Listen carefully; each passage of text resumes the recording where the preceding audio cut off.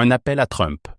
Il faut arrêter l'hémorragie et sauver les processus de Washington et Doha.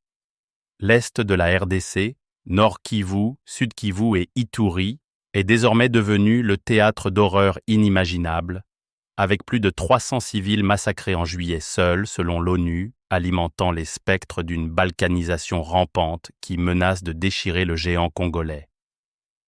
Les massacres frappent, transformant villages et églises en charniers.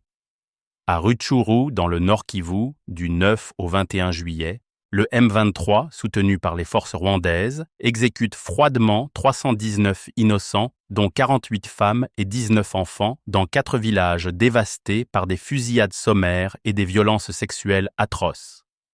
Début août, à Komanda et dans les environs d'Ituri et du Nord Kivu, les ADF, affiliés à l'État islamique, sèment la terreur dans une église, massacrant plus de 30 civils à coups de machettes et de balles, laissant derrière eux des familles brisées et des communautés en fuite.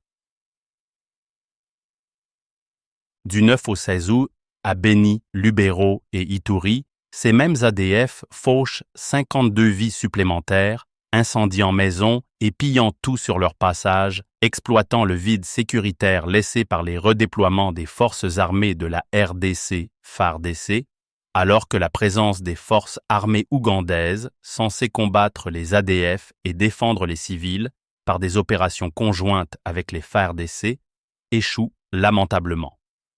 Pire encore, les cessez-le-feu signés à Washington et Doha en juillet se révèlent être dans des impasses diplomatiques inquiétantes.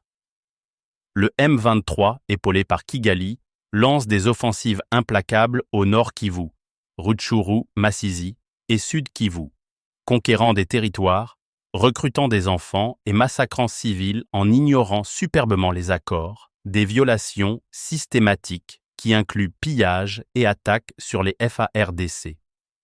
De l'autre côté, les FARDC, alliés aux milices Wazalendo, FDLR et troupes burundaises, ripostent avec des bombardements quasi quotidiens à Walikale et Uvira, accusés par le M23 de provocation menant à une guerre totale, creusant un climat de méfiance qui engloutit tout espoir.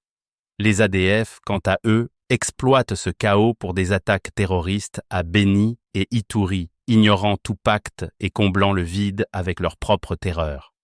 De plus, il sied de signaler les signes funestes comme la nomination d'un consul kenyan à Goma, sans l'autorisation de Kinshasa, et cela après que l'Ouganda ait décidé la réouverture de la frontière à Bunagana, occupée par les rebelles du M23, donne l'impression de fissures profondes dans l'unité territoriale, même dans la vision diplomatique de certains voisins de la RD Congo.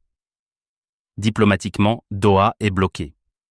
Les pourparlers qataris, lancés avec une déclaration de principe le 19 juillet pour un cessez-le-feu, un retrait des forces et une restauration de l'État, butant sur le mur du 18 août sans accord final comme initialement annoncé. Le M23 boycotte, accusant Kinshasa de sabotage militaire. Le gouvernement riposte en pointant les massacres rebelles. Qatar tente un projet d'accord le 17 août, mais c'est un dialogue de sourds, laissant la porte entrouverte à des négociations futures sans substance.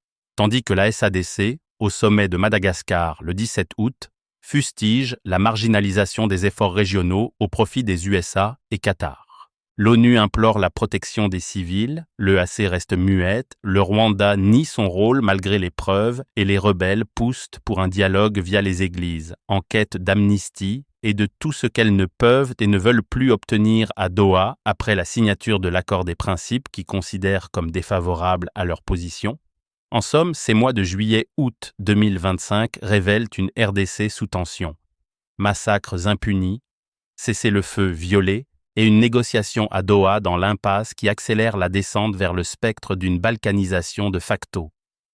Peut-être le moment est venu pour les accompagnateurs du processus qui sont le président Trump et les États-Unis de siffler la fin de la récréation et remettre les processus de Washington et Doha sur les rails avec beaucoup plus de détermination politique et diplomatique que celle démontrée par l'adoption de sanctions économiques de sociétés minières avec siège à Hong Kong.